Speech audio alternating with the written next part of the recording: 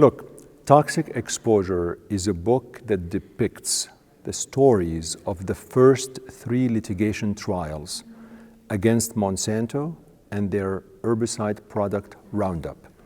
Roundup has been linked and associated with non-Hodgkin lymphoma, and because of that, there were several lawsuits against Monsanto and this herbicide.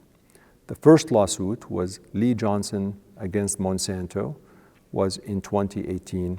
The second lawsuit was Hardeman against Monsanto, and the third trial was Piliades against Monsanto.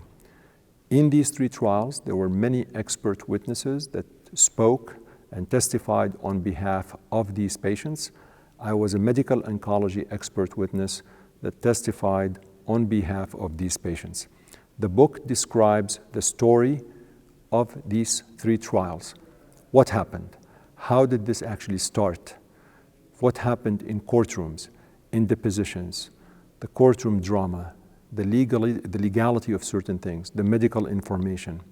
What has been actually shown into evidence in these courtrooms that led the jury to award the patients, the plaintiffs, these awards. All of these 3 trials were won by the patients, and Monsanto lost these 3 trials.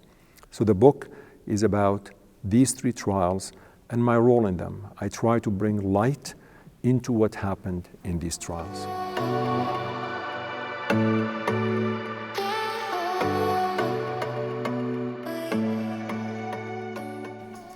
What I saw is science being litigated.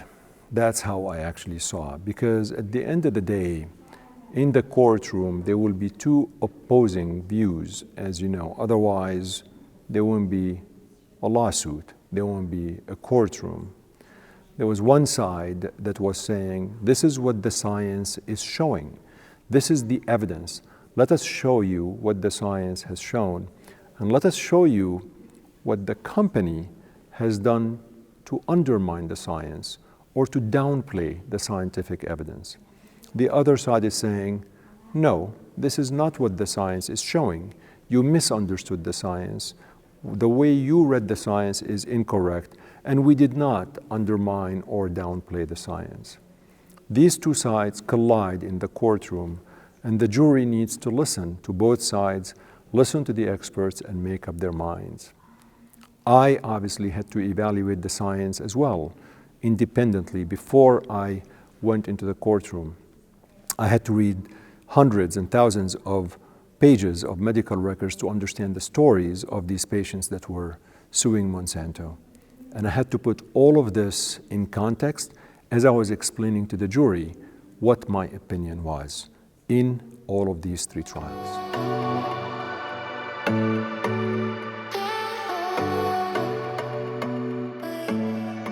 My respect will always remain, although I may disagree with their conclusions and with their opinion. I think these are 2 separate things.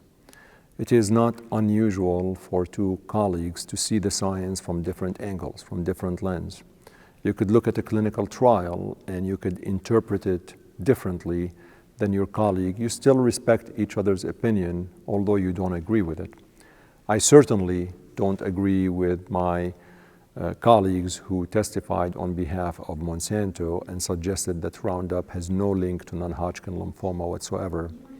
I respect them. I value their other scientific accomplishments and what they have done to science, although we clearly don't see eye to eye on this particular part of the science.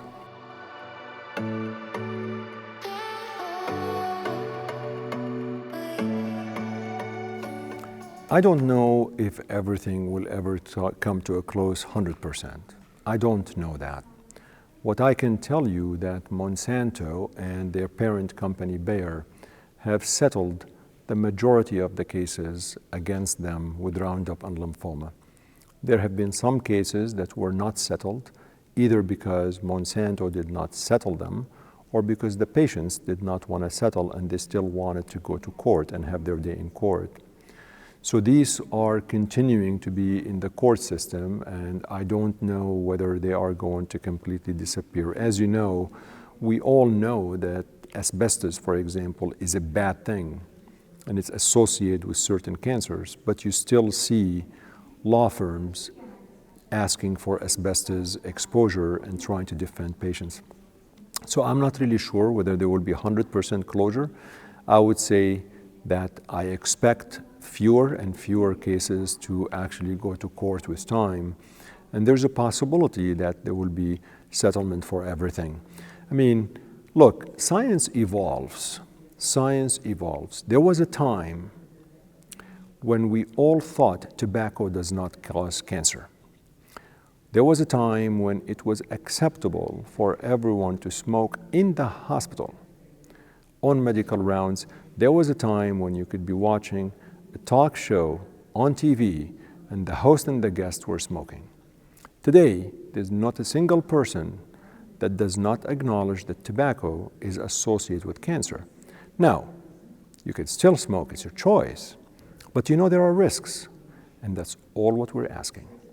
What we're asking for is give people the information and let them make an informed decision.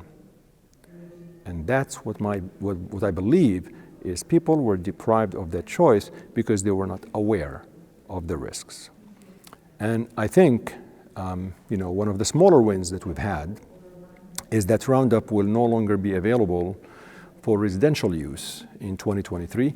It's still there on the shelves, but we were told that Bayer will pull that from the shelves for residential use, but farmers and others could still be using it. And they will replace that, the glyphosate, which is the ingredient of Roundup, with something else. We just don't know what that will be. We still don't have the information. But these are smaller wins that we actually need to take and hopefully lead to bigger wins. So that's a long-winded answer to your question. Are we ever going to live in a world where there will be zero lawsuits? I don't see that in the near future, but I see those to happen less and less with time.